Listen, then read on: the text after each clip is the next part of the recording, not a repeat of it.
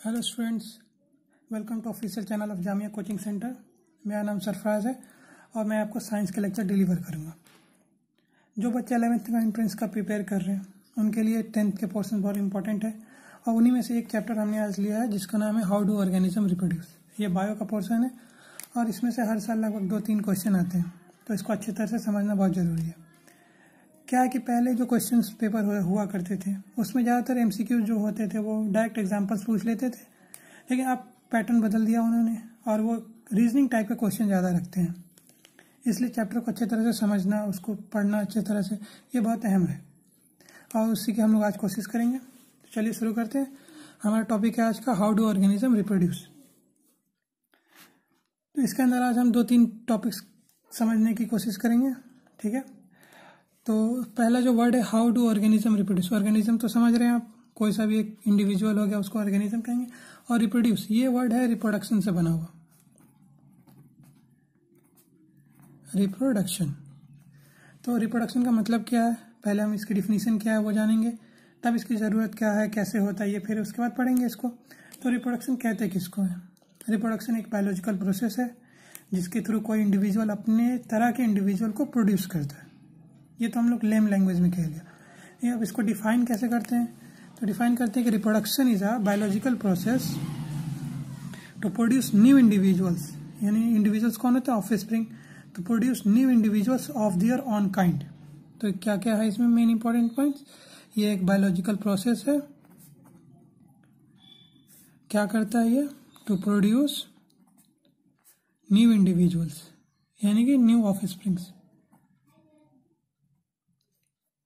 और main important point क्या है इसमें? सेम स्पीसीज का सेम होना बहुत ज़रूरी है। आम के बीज से आम ही पैदा हुई है, बहुत ज़रूरी है, इसलिए सेम स्पीसीज इसमें ऐड किया गया है। तो जो ये रिप्रोडक्शन का प्रोसेस है ये हमारे लाइफ के लिए कोई इंपॉर्टेंट नहीं है। ये ज़रूरी नहीं है कि अगर रिप्रोडक्शन नहीं करेगा तो कोई आदमी डेथ कर जाएगा। जैसे कि न्यूट्रिशन हो गया, रेस्पिरेशन, एक्सक्रीशन, ये लाइफ के लिए इंपॉर्टेंट है। अगर ये नहीं हो तो फिर लाइफ पॉसिबल नहीं है। लेकिन रिप्रोडक्शन हो या ना हो उससे कोई मतलब नहीं है, लाइफ चलेगी। लेकिन तो फिर रिप्रोडक्शन की ज़रूरत क्यों है? क्योंकि इसमें बहुत सारा एनर्जी खर्च होता है। तो इतना ज़्यादा एनर्जी वेस्ट करने की ज़रूरत क्या है? तो why do we need reproduction? Why, एक क्वेश्चन आता है, वाई, क्यों ज़रूरी है रिप्रोडक्शन?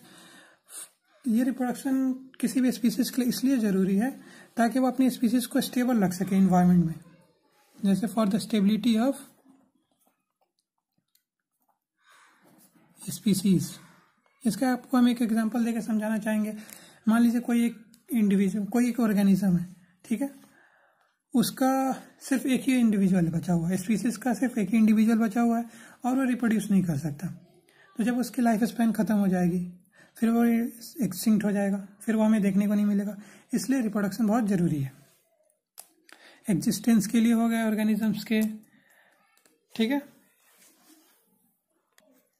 और हमने यहाँ बात की कि सेम स्पीसीज, हमें ये कैसे पता चलेगा कि सेम स्पीसीज का है? तो उसकी देखने पे उसका मॉर्फोलॉजी सेम लगेगा। कोई भी इंडिविजुअल है, जैसे डॉग हो गया, जब उसका पपी होता है तो वो उसी की तरह दिखता है। उसी तरह सेम स्पीसीज मतलब उसकी मॉर्फोलॉजी सेम हो, फीडिंग हैबिट सेम हो, हैबिटेट सेम हो, इससे हम पता लगा सकते हैं कि वो सेम स्पीसीज का है। अब जो इसमें जो स्टार्टिंग में जो क्वेश्चन पूछता है, इसमें जो बेसिक्स है हाउ डू ऑर्गेनिज्म रिप्रोड्यूस का, वह है कि जो प्रोड्यूस हुए ऑफस्प्रिंग्स क्या वो सिमिलर होंगे? जिनसे वो प्रोड्यूस हुए मतलब पेरेंट्स से सिमिलर होंगे कि नहीं होंगे, आइडेंटिकल होंगे, क्या होंगे? तो मॉर्फोलॉजिकली देखने में तो वो सिमिलर होंगे। हमारा क्वेश्चन है कि क्या वो सिमिलर होंगे, एग्जैक्ट कॉपीज होंगी कि नहीं होंगी?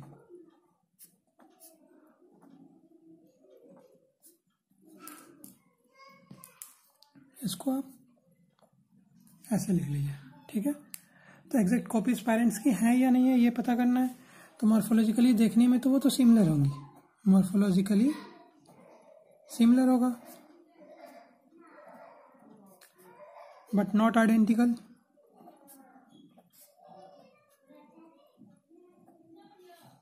बॉडी डिजाइन्स भी सेम हो सकते हैं।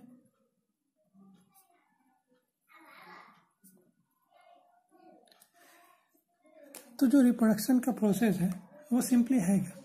वो है कि जो डीएनए मटेरियल है उसका पेरेंट से ऑफस्प्रिंग में जाना, यही सिंपली यही एग्जैक्ट कॉपी बनाना डीएनए का ब्लूप्रिंट, जो बॉडी का ब्लूप्रिंट है उसका कॉपी बनाना ही रिप्रोडक्शन है। तो चाहे वो एसेक्सुअली हो या सेक्सुअली हो, ये कोई इंपॉर्टेंट नहीं है। लेकिन सेक्सुअली में ज़्यादातर ये इंपॉर्टेंट है, क्योंकि सेक्सुअली के जो ऑर्गेनिज्म होते हैं सेक्सुअली प्रोडक्शन जो करते हैं उनके अंदर न्यूक्लियस होता है। न्यूक्लियस के अंदर क्रोमोसोम्स मौजूद होते हैं। क्रोमोसोम्स के ऊपर न्यूक्लियन मटेरियल होता है जिसमें कि डीएनए होता है, और यही वो डीएनए है जो कि कैरी करता है इन्फॉर्मेशन को, हेरिडिटरी इन्फॉर्मेशन कि मतलब पेरेंट से ऑफस्प्रिंग में क्या जाएगा, ये वो कैरी करता है। तो डीएनए क्या है? डीएनए डीऑक्सीराइबो न्यूक्लिक एसिड है एक तरह का, और ये इन्फॉर्मेशन को कैरी करता है एक जनरेशन से दूसरे जनरेशन में। और जो यही डीएनए है, आरएनए है, जो जेनेटिक मटेरियल्स हैं, यही प्रोटीन सिंथेसिस में हेल्पफुल होते हैं। ट्रांसलेशन ट्रांसक्रिप्शन जो प्रोसेस है उसके थ्रू ये प्रोटीन का सिंथेसिस करते हैं। तो प्रोटीन जो बनेगा, प्रोटीन क्या होते हैं? बिल्डिंग ब्लॉक्स ऑफ लाइफ होते हैं। तो अगर प्रोटीन में कोई खराबी हुई, प्रोटीन में खराबी कब होगी? जब डीएनए में कोई खराबी हुई, मतलब जब रिप्रोडक्शन हो रहा है उसमें कोई वेरिएशन आया तो प्रोटीन में खराबी हुई। डीएनए में खराबी, डीएनए से प्रोटीन में खराबी, जैसे कि अल्टर्ड डीएनए। पहले तो हो गया क्रोमोसोम्स। क्रोमोसोम्स में क्या था? डीएनए, डीएनए जेनेटिक मटेरियल, फिर प्रोटीन सिंथेसिस।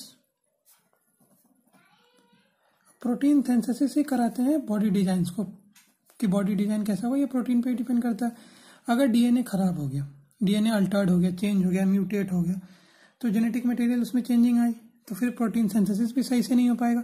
और जब प्रोटीन सिंथेसिस सही से नहीं हो पाएगा तो बॉडी डिजाइन अपने आप चेंज हो जाएगी। तो इसका ख्याल रखना बहुत जरूरी है। तो जो ये डीएनए की कॉपीज बनती हैं, डीएनए कॉपीज बनाता है अपने रिप्रोडक्शन के टाइम में, तो 2 कॉपीज बनाएगा। ये किस प्रोसेस से बनाता है? या तो माइटोसिस होगा या फिर मियोसिस होगा। इसमें जितने क्रोमोसोम्स रहते हैं वही सेम क्रोमोसोम्स ऑफस्प्रिंग में भी चले जाते हैं, इसमें हाफ हो जाते हैं। तो जो 2 कॉपीज बनी हाफ होके सेक्सुअल रिप्रोडक्शन में, तो 2 कॉपीज सिमिलर होंगी, किस तरह की होंगी, एक दूसरे से अलग की जा सकती है कि नहीं की जा सकती है, ये देखना।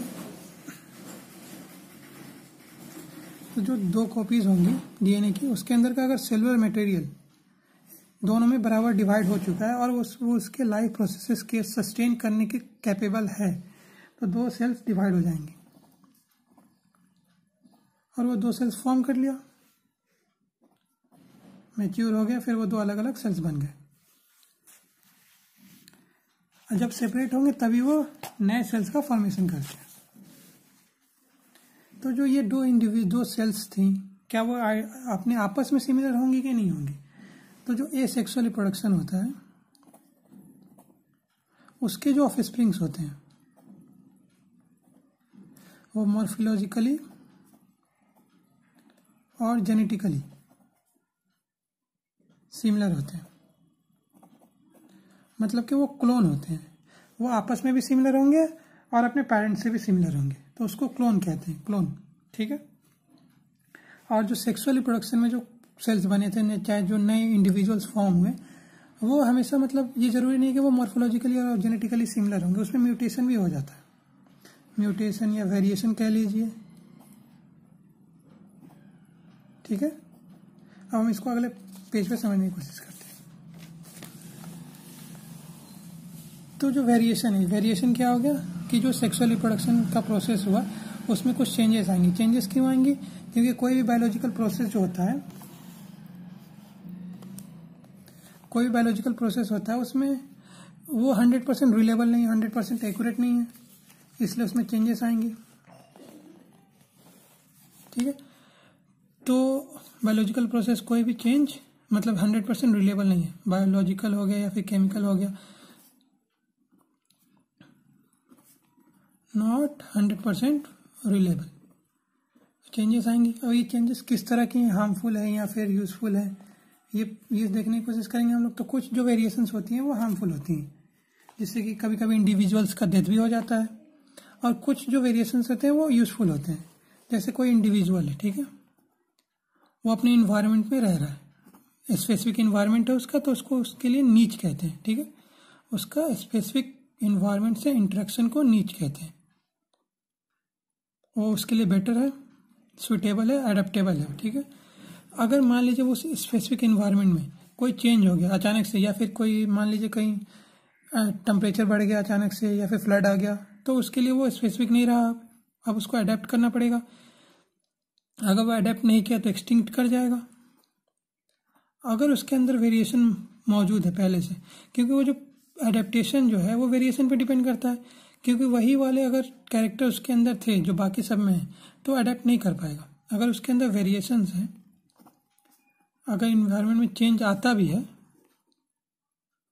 तो वो अडेप्ट करेगा और वही सरवाइव कर जाएगा।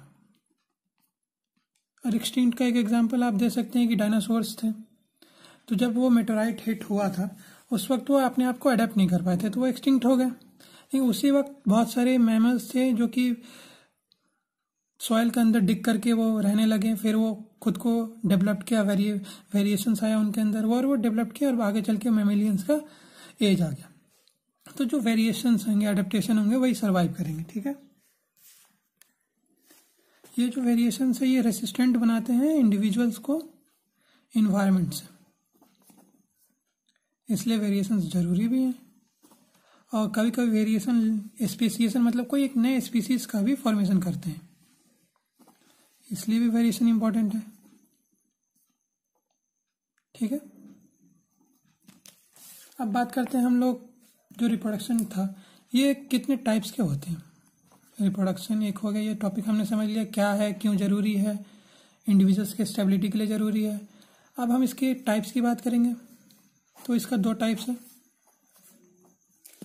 एक हो गया आपका एसेक्सुअल रिप्रोडक्शन और दूसरा हो गया सेक्सुअल रिप्रोडक्शन।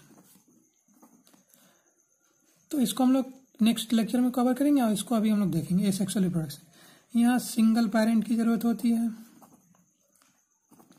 यहाँ 2 पेरेंट्स। ठीक है, गैमेट का फ्यूजन नहीं होता है, यहाँ गैमेट का फ्यूजन होगा, यहाँ सिंपल माइटोसिस होगी, यहाँ माइटोसिस मियोसिस दोनों होता है।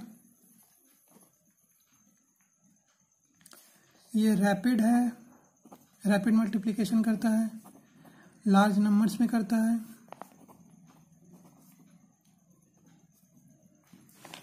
और ये स्लो प्रोसेस है एक तरह का, इसमें टाइम टेकिंग प्रोसेस है ये, और स्मॉल नंबर्स में ऑफ स्प्रिंग्स को प्रोड्यूस करता है। ये एक डिफरेंस हो गया छोटा सा। तो जो ये एसेक्सुअल रिप्रोडक्शन है ये यूनिसेलुलर में भी हो सकते हैं, मल्टीसेलुलर में भी हो सकते हैं। ये खासकर मल्टीसेलुलर में ही होता है, मल्टीसेलुलर ऑर्गेनिजम्स। ठीक है, अब हम एसेक्सुअल रिप्रोडक्शन के टाइप्स को पढ़ेंगे। एसेक्सुअल रिप्रोडक्शन टाइप्स मतलब किस किस प्रोसेस से ये एसेक्सुअल रिप्रोडक्शन कर सकता है। तो इसमें पहला जो आता है वो है फ्यूजन। फ्यूजन सिंपली ब्रेकडाउन है एक इंडिविजुअल का, एक यूनिसेलुलर ऑर्गेनिजम्स का ब्रेकडाउन है 2 या 2 से अधिक में। ठीक है, 2 या 2 से ज्यादा में। तो किस में होगा ये? यूनिसेलुलर ऑर्गेनिज्म में।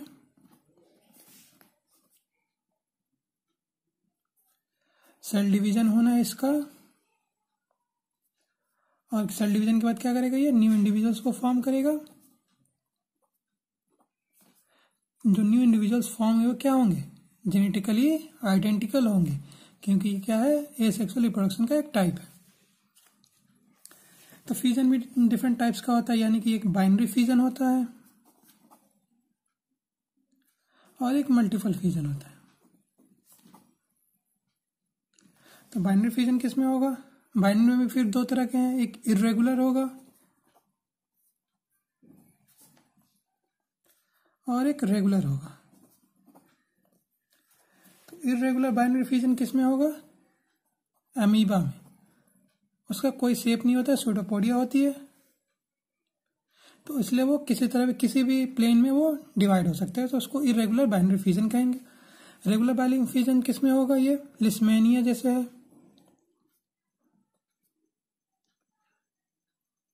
इसमें एक खास प्लेन के अकॉर्डिंग उसमें बाइनरी फ्यूजन होती है। यूग्लेना में भी खास प्लेन के अकॉर्डिंग होती है, ठीक है। और इसमें अमीबा हो गया, बैक्टीरियाज हो गए, ऐसा हो जाएगा। और ये जो मल्टीपल फ्यूजन का एग्जांपल हम क्या लेते हैं, प्लाज्मोडियम,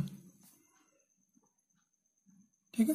ये मल्टीपल फ्यूजन करता है। तो अमीबा मान लीजिए कैसे बाइनरी फ्यूजन हो रहा है, ये मान लीजिए कोई एक अमीबा का इंडिविजुअल है, क्योंकि इसकी कोई तो शेप डिफाइंड है नहीं, तो ये ऐसे बना दिया, फिर ये ऐसे चेंज होगा, इसका स्यूडोपोडिया थोड़ा बढ़ने की कोशिश करेगा और जो जेनेटिक मटेरियल है वो ऐसा होगा। फिर ये पूरी तरह से अब लगेगा कि ये टूट रहा है, फिर ये 2 इंडिविजुअल्स में टूट गया,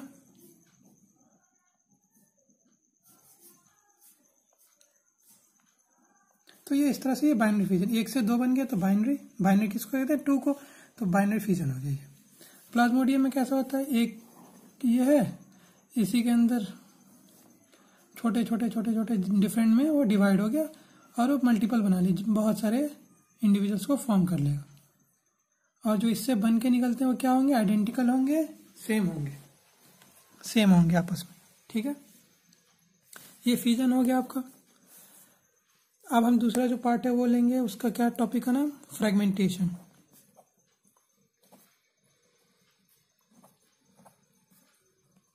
ये भी एक एसेक्सुअल का टाइप है। इसमें क्या होता है, एसेक्सुअल रिप्रोडक्शन का पार्ट है ये भी। इसमें क्या कहता है कि जो कोई एक इंडिविजुअल, कोई ऑर्गेनिज्म है, जब वो मैच्योर करेगा, मैच्योर हुआ तो पीसेस में ब्रेक हो जाता है, ठीक है। अपॉन मैच्योरेशन होने के बाद खुद से ब्रेक हो रहा है, कोई बाहर का एक्सटर्नल फोर्स नहीं है, खुद से वो ब्रेक हुआ है, ठीक है। तो जो पीसेस ब्रेक हुई हैं, अब ये पीसेस जो है वो न्यू इंडिविजुअल्स फॉर्म कर लेंगे, जितने पीसेस होंगी उतना ऑफस्प्रिंग फॉर्म हो गए, तो ये होता है फ्रेगमेंटेशन। ये किस में होता है, एग्जाम्पल याद करने जरूरी होते हैं। एग्जाम्पल इसका क्या होगा, स्पाइरोगाइरा, ठीक है। तब ये जो पीसेस थी वो किस तरह से डेवलप कर जा रही हैं पूरे इंडिविजुअल में, वो इस वजह से डेवलप कर जा रही हैं क्योंकि ये सिंगल सेलुलर ऑर्गेनिजम्स हैं, इनके अंदर सेलुलर कॉम्प्लेक्सिटी नहीं है और ये प्रोलिफरेटिंग होती हैं, ग्रोइंग होती हैं, डेवलप कर जाती हैं नए इंडिविजुअल्स में। अब वहीं अगर बात करें हम मल्टी सेलुलर की, ये सिंगल यूनिसेलुलर है, ठीक है।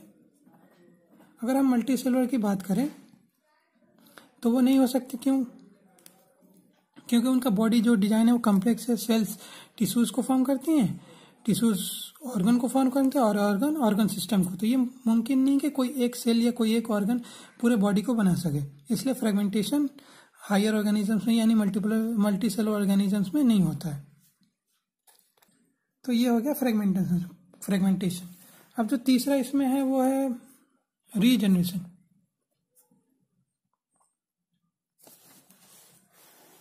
क्या है तीसरा पार्ट, जो है रीजनरेशन, ठीक है। इसमें क्या, ये भी सिमिलर टू फ्रेगमेंटेशन है, ठीक है, सिमिलर टू फ्रेगमेंटेशन है।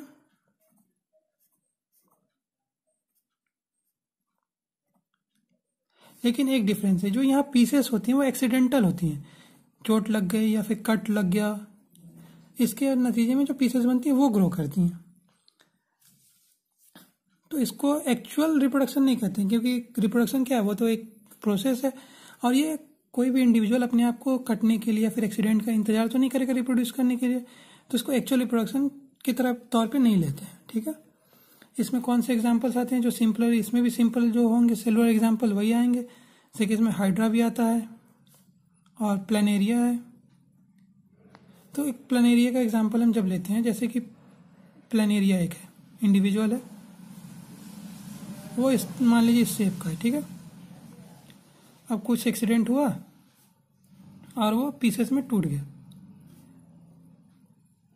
ठीक है। अब ये तीनों पीसेस अपना अलग अलग बना लेंगे,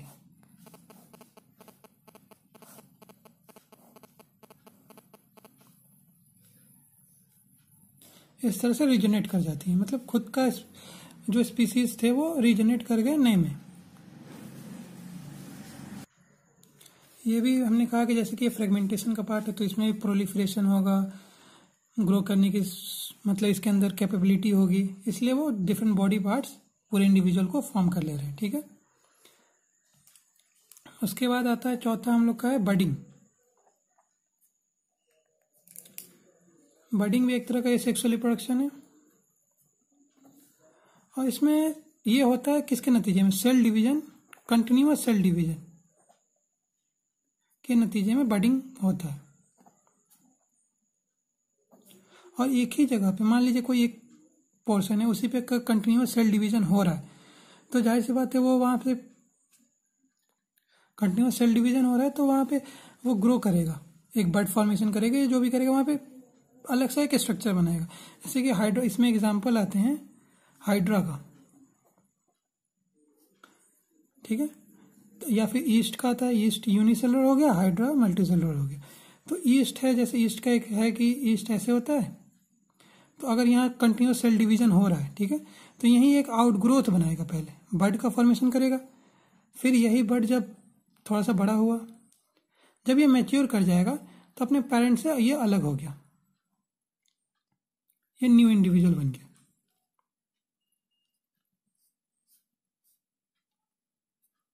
इस तरह से ये बडिंग हो गई।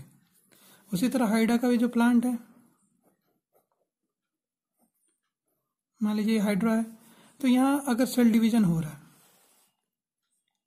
मान लीजिए यहाँ पे सेल डिवीजन शुरू हुआ, ठीक है, कंटिन्यूस सेल डिवीजन होते जा रहा है, रीजनरेशन हो रहा है इसके अंदर, तो अब ये फिर ग्रो करेगा,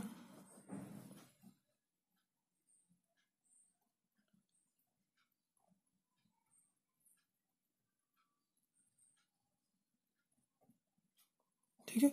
जब ये मैच्योर हो जाएगा तो ये डिटैच हो जाएगा अपने पेरेंट से,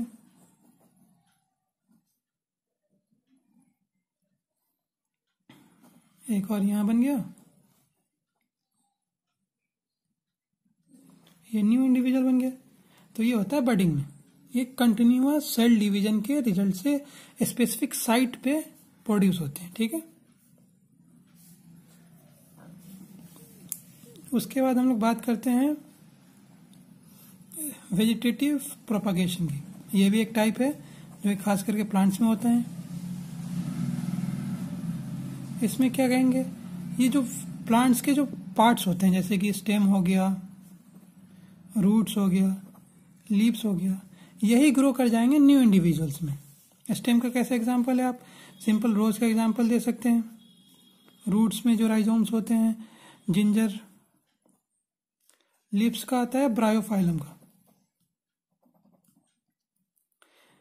तब ये क्यों और कब कैसे ग्रो करेंगे, मतलब जब उसको एक फेवरेबल कंडीशन मिलेगा तभी वो ग्रो करेंगे।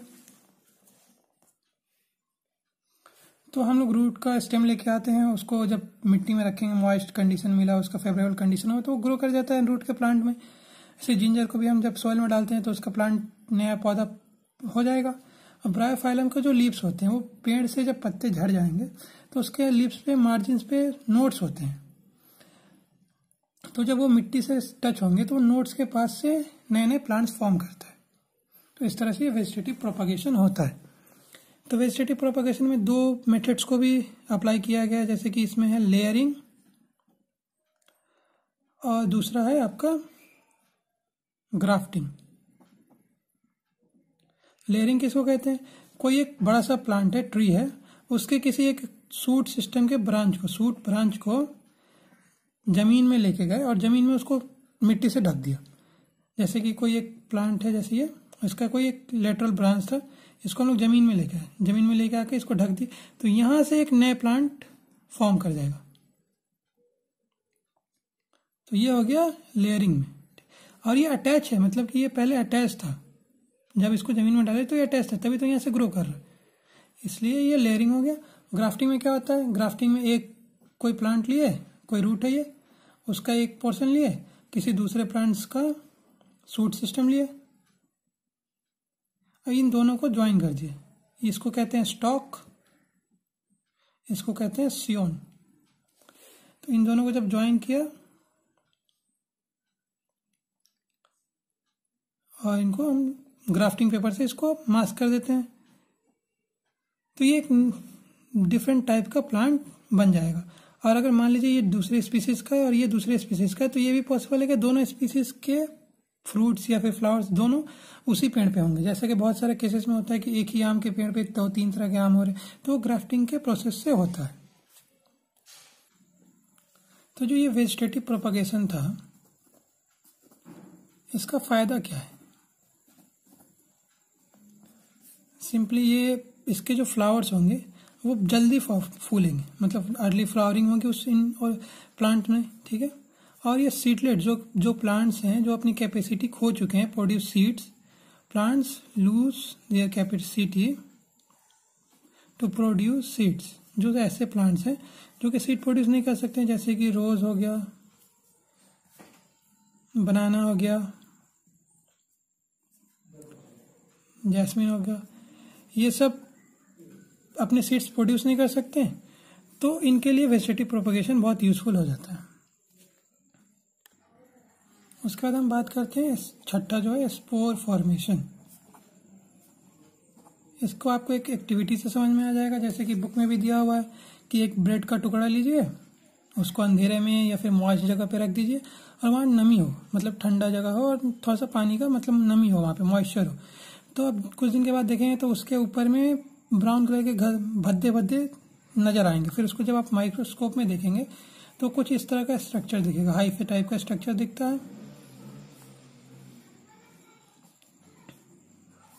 और इनके ऊपर स्पोर्स होते हैं, स्पोरेंजियम होता है इनके ऊपर गोल सा। तो ये हाइफे है, ठीक है, थ्रेड लाइक स्ट्रक्चर है जो ये हाइफे है, माइक्रोस्कोपिक स्ट्रक्चर है ये। और जो ये है ये हो गया हाइफे और ये हो गया स्पोरेंजियम, स्पोरेंजिया हो गया। अब इसके अंदर ढेर सारे स्पोर्स होते हैं और इनका जो वाल है ये थिक होता है जो कि इसको प्रोटेक्ट करके रखता है। जब इनको फेवरेबल कंडीशन मिलेगा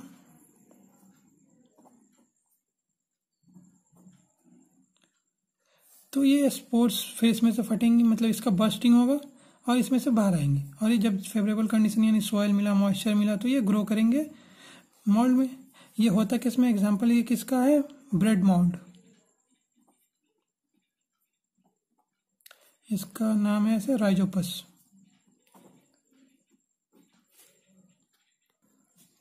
तो हमने आज क्या पढ़ा है, हमने आज नया चैप्टर शुरू किया था, हाउ डू ऑर्गेनिज्म रिप्रोड्यूस। इसमें रिप्रोडक्शन का डिफिनीशन पढ़ा, फिर क्यों जरूरी है वो पढ़ा, तो फिर जो प्रोड्यूस होंगे वो एग्जैक्ट कॉपीज होंगी कि नहीं होंगी, सेक्सुअल में क्या होगा, एसेक्सुअल में क्या होगा, वेरिएशंस क्या होते हैं, किस नतीजे में होते हैं, और यूजफुल है कि हार्मफुल है वो किस तरह से, वो हमने पढ़ा।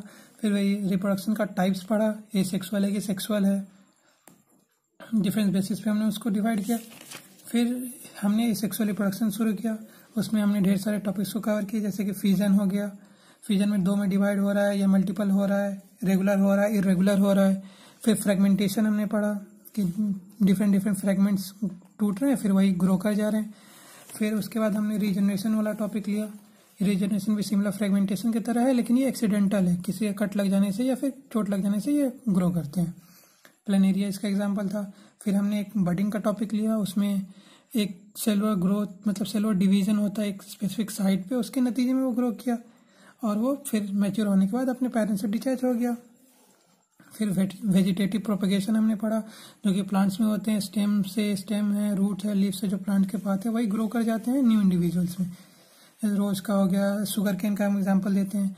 तो इसमें जरूरी ये है कि वो नोड्स उसमें प्रेजेंट हो, अगर स्टेम है तो उसका नोड वहाँ प्रेजेंट हो तभी वो ग्रो करेगा, ठीक है। फिर हमने बात की इसका फ़ायदे क्या क्या है, अर्ली फ्लावरिंग होता है, सीडलेस प्लांट्स को भी ग्रो कर सकते हैं, डिजीज फ्री प्रोड्यूस कर सकते हैं। फिर स्पोर फॉर्मेशन की हमने बात की है, जो कि ब्रेड मोल्ड में होता है, फेवरेबल कंडीशन में होता है, स्पोर्स के थ्रू वो न्यू राइजोपोस का फॉर्मेशन करेंगे। आई होप आपको समझ में आया होगा, और आपको कोई दिक्कत हो तो आप कमेंट्स में पूछ सकते हैं। Thank you, have a nice day.